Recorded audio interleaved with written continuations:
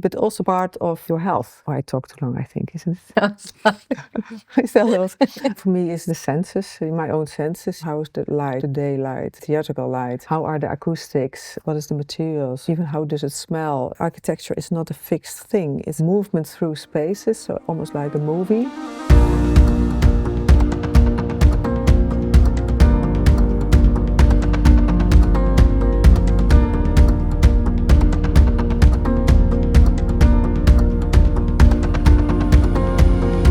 Hi, I'm Bana, host of today's episode of HubTalks.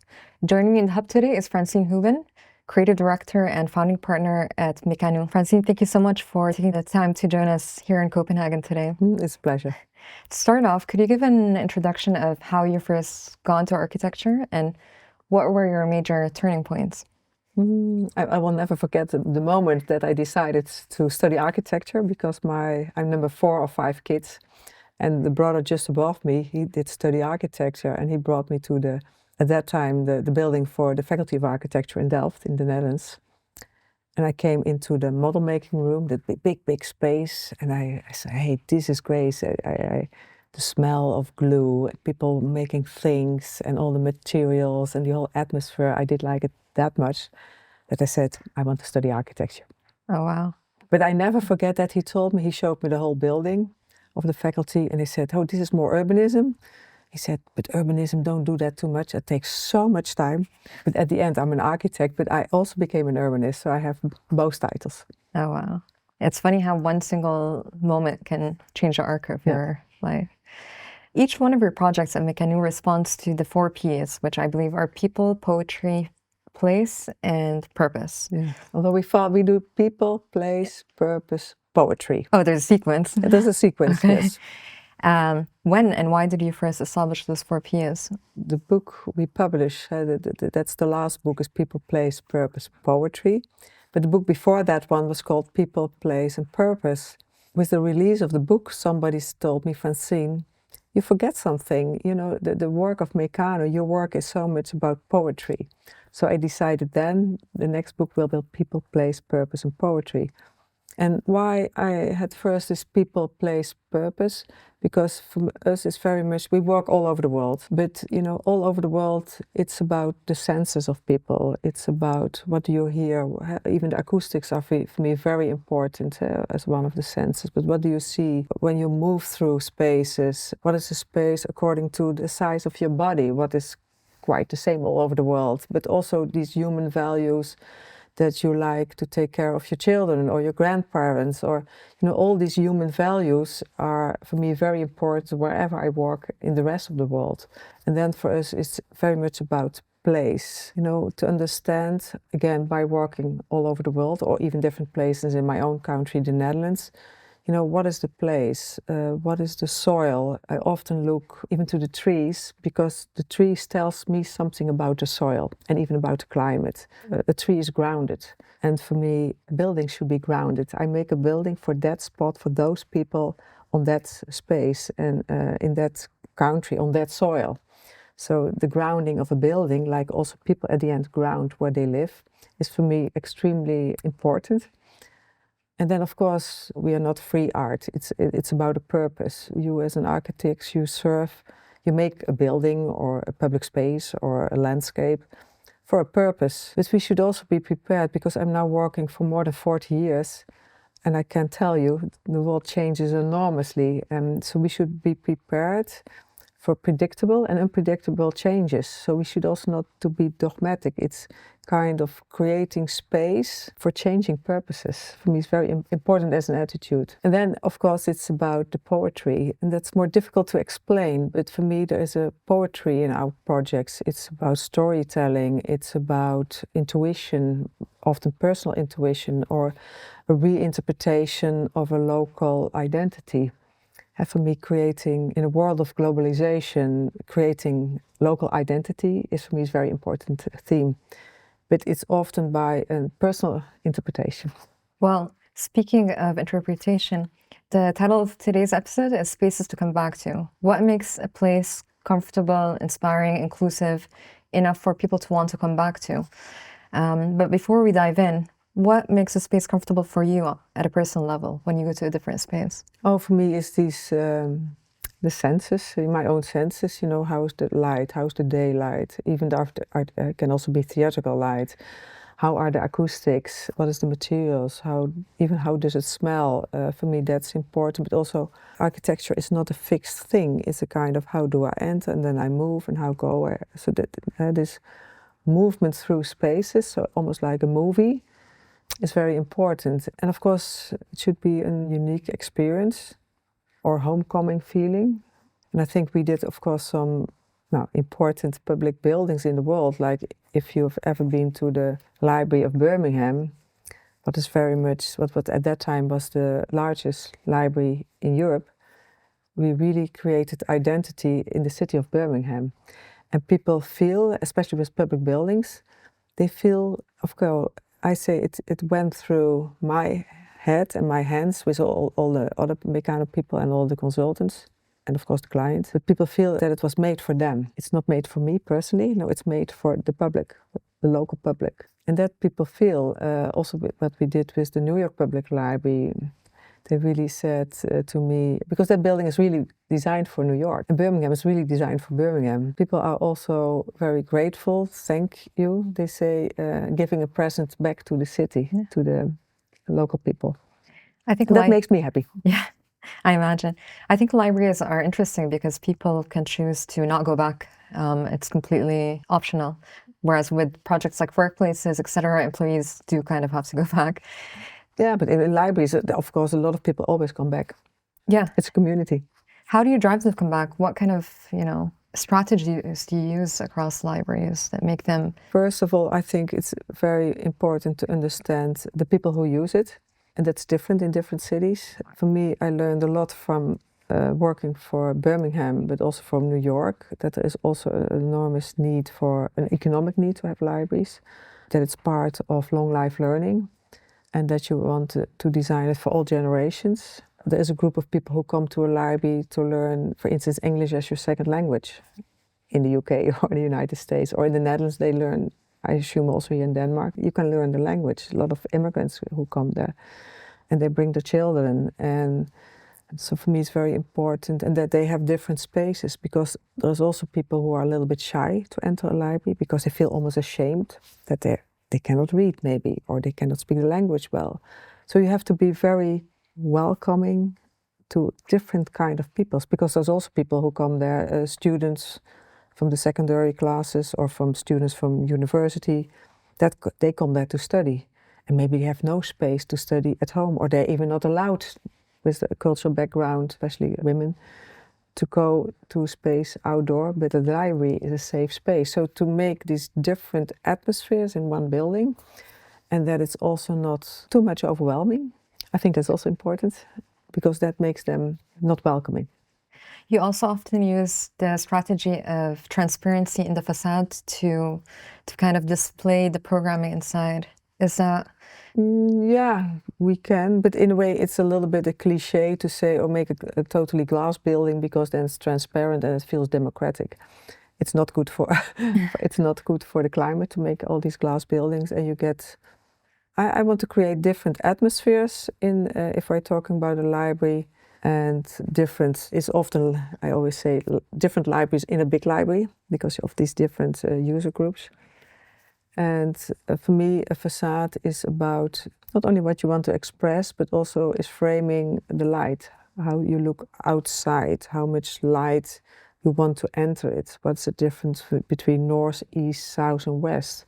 If, for instance, if you look at our facade for the Tainan Library in Taiwan, what is almost a subtropical climate, it gets dark at 6 almost every day. So then I have to handle, what, and 6 o'clock, then you still have a lot of hours to go. What is then the expression of the facade and the combination of daylight, but also artificial light? How to play with that? Mm-hmm. Maybe a very complicated story, but it's not, we are not famous for our glass buildings. It's really, it's framing the light. Mm-hmm. Lighting. On the topic of libraries, the role of the library has obviously changed over the past 30 years from its book lending sort of role in society to its more, I don't know what the right word would be. It's more community-oriented role. What role do architects have in making libraries more relevant? Is that task more for the cities or the universities or the foundation to take on? Of course, it's a big role because libraries, first of all, libraries are not about books. A lot of architects still think that you just put books all on the walls and on the ceilings and whatever. That's not a library. So it's much more about the programming, it's about collection. What kind of collection do you have and you want to be used by your people visiting you? Is it a rotating collection? Is it a research collection? Libraries are much more about programming spaces, but even having a lot of classrooms in it by, again, learning people who don't have a computer at home or cannot handle it, learning the language, meeting other people. So it's also very much an educational space. And I think maybe now it's changing, but a lot of architects thought it's just about storing books. So, yeah. And that's not the truth. In one article, you refer to yourself as the library whisperer. Yeah. Would you say that libraries are one of your favorite building topologies, or your? Yeah, because in the United States, I'm called a library whisperer, especially when I got a commission for the New York Public Library, because they felt, oh, it's in safe hands. For me, at this time, I said it's the most important building of these years, of these decades, because it's really where everybody comes together. It's the public space. It's for all generations, but all cultural backgrounds, but it's even homeless in the street are welcoming. It's bringing everybody together, students, researchers, but also what I did learn in the United Kingdom and in the United States, that also, again, it's a very much an economic space. Economic in, you can go there, that people help you and that are coaches to set up your own business or how to run a business or to become an entrepreneur. So it's really all these mixed functions in the building and bringing all these people together in a harmonious way. That was even, I remember when I saw the Library of Birmingham in use, it was for me very emotional because I could see that everybody was sitting in a very harmonious, whatever background you had, they were all sitting there together. And how beautiful is that in this world, what is kind of polarized at this moment. So it made me extremely happy. Yeah. Your first library was in your own hometown in Delft, right? Yeah.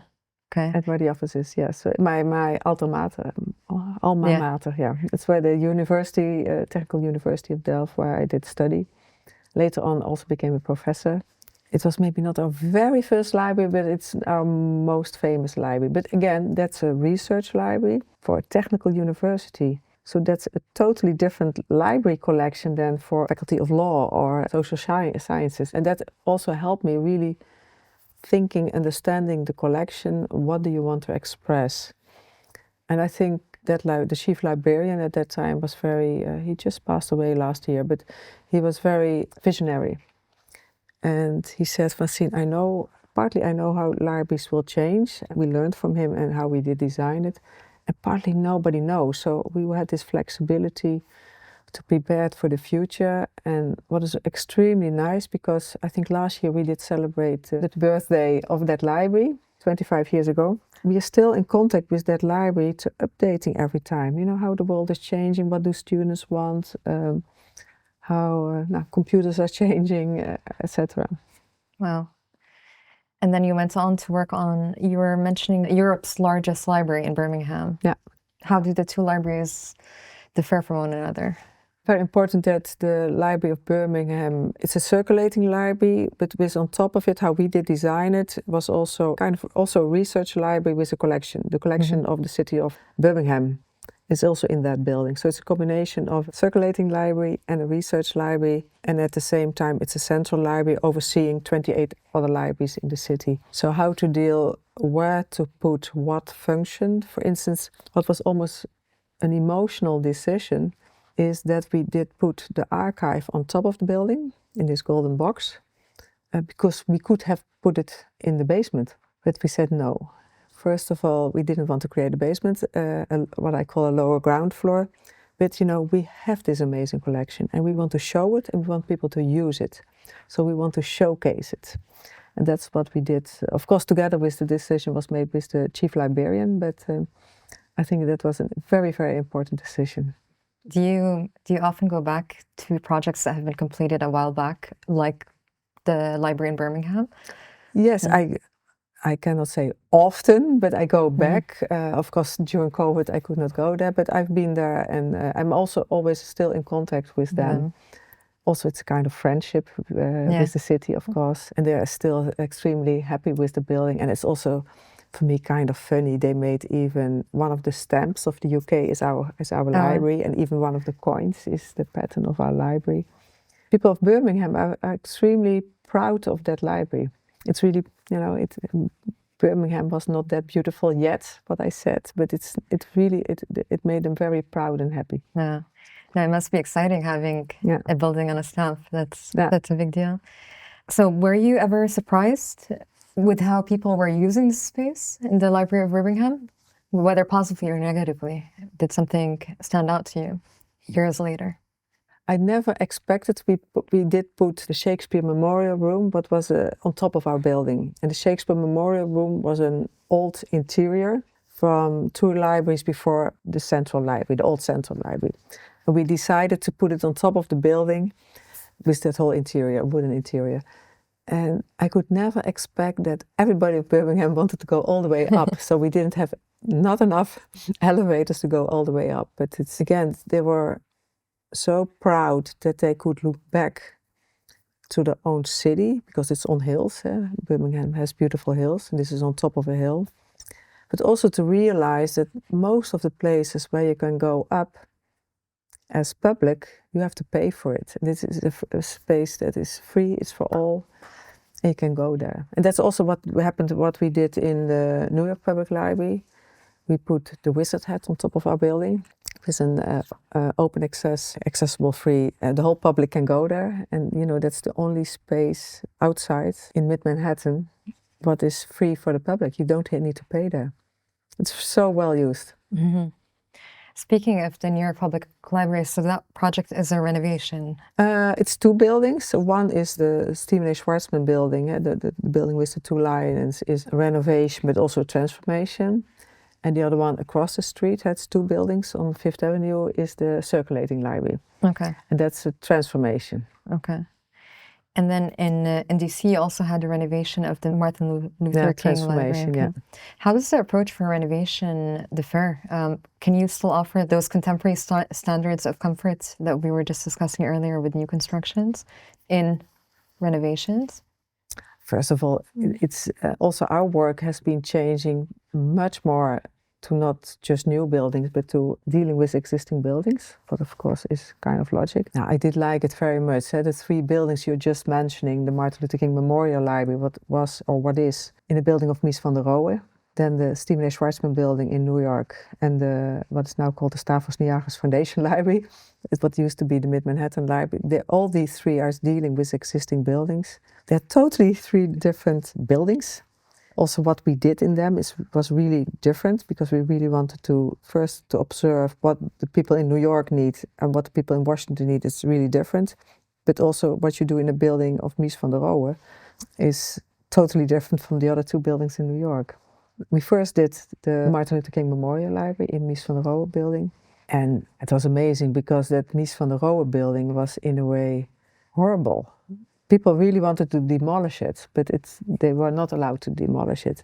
The ventilation was horrible. It was too hot or too cold. The acoustics were horrible. All the display of the books were where daylight was, and the people were sitting behind brick walls without daylight. The basements were the spaces for congresses were in the basement, so it was so illogical. But the building had amazing bones. So we really took the transformation of the building, understanding what are the values of Mies van der Rohe. It is, big horizontal planes, floor plans, 4 of them on top of each other. And then putting a kind of pavilion on top of it. It's really nice. It's an amazing building. Wow. Have you been recently? Yeah, I go there often because I'm still working in the US. So I always when I'm in New York, I go to the New York Public Library. But if I'm in Washington, I go to Martin Luther King Memorial Library. Exciting.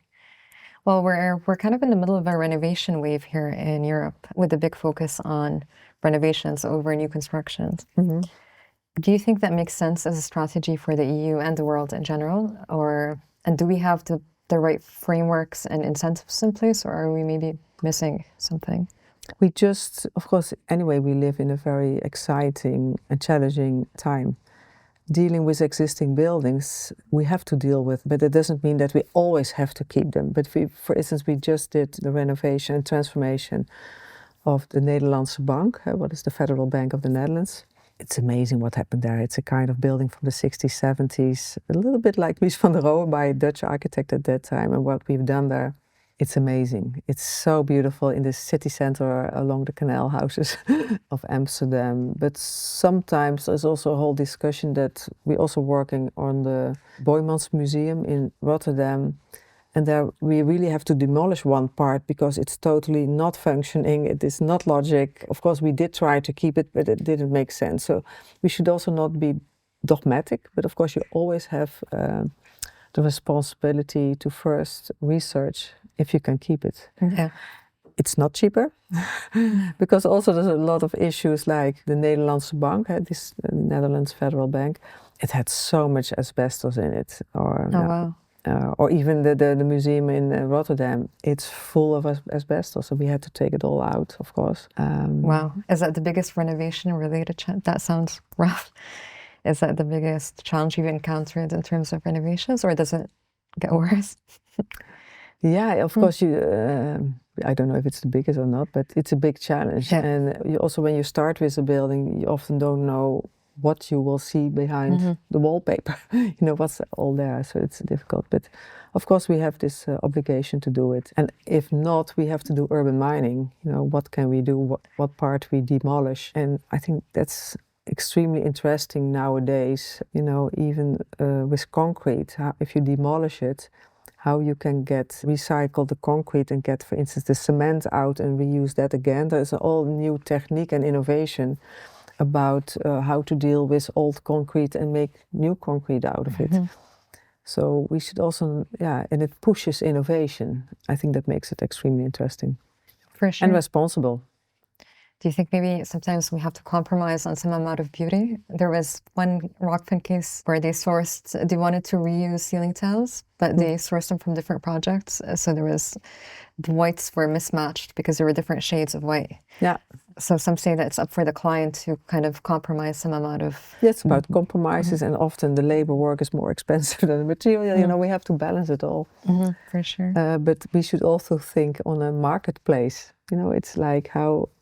maybe you cannot use urban mining is not just always bringing it back to your own building, but maybe you can do the urban mining also with tiles of ceilings. You can also bring it on we should create a market where other people can buy and use them, maybe for their own homes or whatever. So this recycling should be much more and better organized, like marketplace. Yeah, agreed. What are your clients requesting in terms of sustainability these days, or is it mainly about meeting green building certifications? It's different in every country, the green building codes or whatever codes you have. What we try to do is also to focus on well-being. What materials do you use? Where do they come from? Where is the glue coming from? Can you dismantle it? Can it be recycled? Of course, we should not be dogmatic about it, but I think it's interesting to make everybody much more aware about materials and health. And, you know, of course, we all worry about all these plastics, and all the plastics come with like mini plastics in the water, and we drink that. You know, how does it get into your brains? So this awareness at the end about health and how to take care of the planet, I think that's for Mecanoo the main focus. Together, otherwise it becomes just ticketing the boxes, you know. Yeah, a checklist. So that's what we try to do, and most of our clients follow that philosophy. Mecanoo has especially been known for your work in high traffic common spaces or public spaces. What do you think really foster that sort of specialty? For example, you've been working on a lot of different mobility hubs in Delft and otherwise. In the book People, Place, Purpose, Priority, I made a drawing like the year rings of a tree. And we did make the book because we were celebrating 40 years of Mecanoo, and I'm the founder, so I've been part of all these 40 years. But you could see what I try to do as Mecanoo, as we as architects, I say to my architects, all my people, you know, you have to be visionary, but at the same time you're serving the society. And the society is changing. In these 40 years of time, the world has been changing. So we started as Mecanoo, I was still a student, with affordable housing. We've done an enormous amount of affordable housing, urban planning, more innovative housing, and we're still doing that. It's still part of our portfolio. But also then I thought, hey, educational buildings, in a way they're horrible. They're not horrible, is maybe not the right word, but they need innovation. So then we started to work on educational buildings. And then I thought public space is often done, I didn't like the way it was done. It was not coherent with the architecture. So I started to do also public space and even the public space of a whole city. And then I thought, hey, mobility, so now we're in the year 2000. I thought mobility, the way people look at mobility is very technocratic, like just about engineering. So I started a whole philosophy, or as what I called mobility, a room with a view. And that is looking from the perspective of daily traveling of people. What do they see? What do they experience? So I even became a professor in this, and I did a whole architecture biennale in Rotterdam with this theme. And mobility stayed always part of my thinking, you know, and not be dogmatic, because in the year 2000 was, you were a car driver or you were using public transportation, but there was no, but now, you know, we do everything, you know, even shared mobility, you know, I just use what is, I don't know how it's in Denmark, you know, you also buy country like the Netherlands. So what is this mobility, but also part of your health? Because you can see countries where they use too much, for instance, the car, or don't walk enough, people are like this. But, you know, health and mobility and education and economy has a lot to do with each other. So then I went into mobility, and after all this research worldwide I had done as a professor, but also with the architecture biennale, I won the railway station of Delft. That's a big deal. Yeah. And that was, of course, that's a station in our own, where our office is based. And after that we did Delft, and then we did a railway station in Wageningen, also in the Netherlands, but we did an amazing railway station, just finished this year, in Kaohsiung. And what you could see with these different railway stations we did, giving identity again, looking for identity, because imagining that people come home or study in this city. So I wanted to express with that railway station the identity of Delft, or the identity of Wageningen, or the identity of Kaohsiung in Taiwan. All these three stations, I'm extremely proud of it. So again, also a mobility hub is also something where all people come together. It's a little bit like a library, but it's a different thing. I love it to do it. So when you travel, for example, you're here now in Copenhagen, do you have this curiosity to kind of go to different metro station or rail stations? Yeah, I will go. We will also look. I will also look here at how they do resident. Yeah, but anyway, Copenhagen is of course also an inspiring city. Yeah, definitely. You brought up Taiwan earlier. I wanted to ask you, you have a strong global presence, but especially in Taiwan. You have an office there, I believe? Yeah, our philosophy of Mecanoo is having just satellite offices. So we have, depending on the work, we have one or two people there. And if we need to grow, we grow. But it's not a business model. It's just we want a good... but I imagine Taiwan, that satellite office is pretty much... almost there now, because we work almost for 2 decades now in Taiwan. The Performing Arts Center is it the largest in the world? It's maybe not the largest in the world, but it's the largest underneath one roof. Yeah, with the undulating roof. Yeah, beautiful. Based on the banyan trees. The idea. Yeah. That is really truly a remarkable project.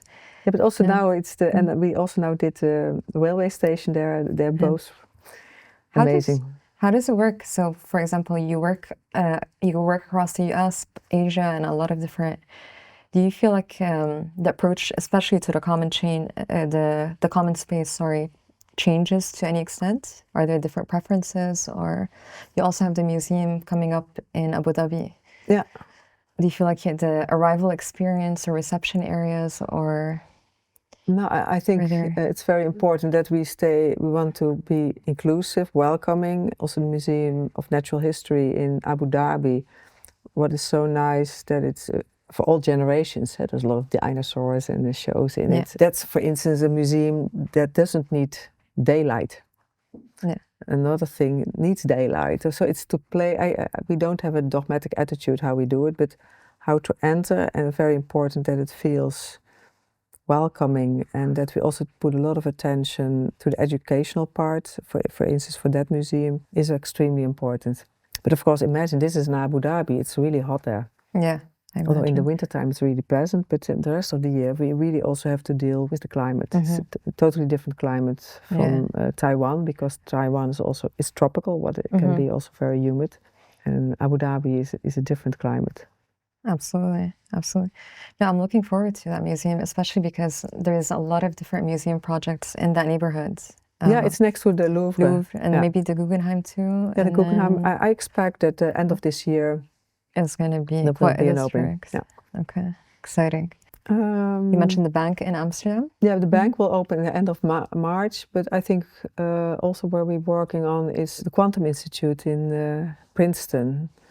So thinking also about the future, is quantum technology, what is it exactly, and how to make a space for them in Princeton. Oh, wow. It's really nice. I can't even begin to imagine how it must be working on a space like that as an architect. Yeah, but at the same time, you want to make a home for these people. Yeah. A lot of happening in the labs, but... I have a tricky question about, what do you think is the biggest challenge or opportunity for the architecture industry in the coming years? We spoke about resilience, about climate change, but is there anything else that really stands out to you as a... I think there are many challenges, and it's much more on a bigger scale than just architecture. For me, I'm very much focusing at this time also on urban planning or even regional planning. How to bring, for instance, issues like mobility, agriculture, the cities, the remote areas in a sustainable way together, and even dealing with Europe as a total, based on also on mobility and how it's connected. I think the big challenge is urban planning and regional planning. Architects should be much more collaborative with each other and not competing with each other. For me, that's very important. Also exchanging knowledge, but also put your egos away. We have to collaborate. Who do you think needs to take the initiative? Would it be the client or the architects themselves? I think also the architects, and also I think it already starts at the universities also. It's also part of the... Changing the educational approach in general. Yeah, because now we get to education, but even this issue that there is a culture, I don't know many, but many architecture offices, you have to work day and night, sit behind your computer, compete with other architecture firms. I don't like that attitude. I really want students to observe what is needed in society, go to factories, go to look what is materials, what is needed in society. That has always been my attitude. Of course, that's why I maybe tell this, but I think that's really needed. I agree. There are big, big issues in the world. I agree. And we should be collaborative and be visionary on a big scale. Yeah. Well, hopefully exciting decades are coming up. One last question. What legacy or lasting impact do you hope to have on the built environment? Me, as a person? As a person. Oh, I don't know. No, I hope people... I think I have already a little bit, to be honest. But no, in a way, the philosophy I just told, I really believe in that. Be visionary, but also serving society. I think that's for me extremely important as an attitude. And caring about the planet. There's only one planet. Yeah. Well, Francine, this has been an incredible conversation. Thank you again so much for your time today. And for everyone watching, see you in the Hub next time.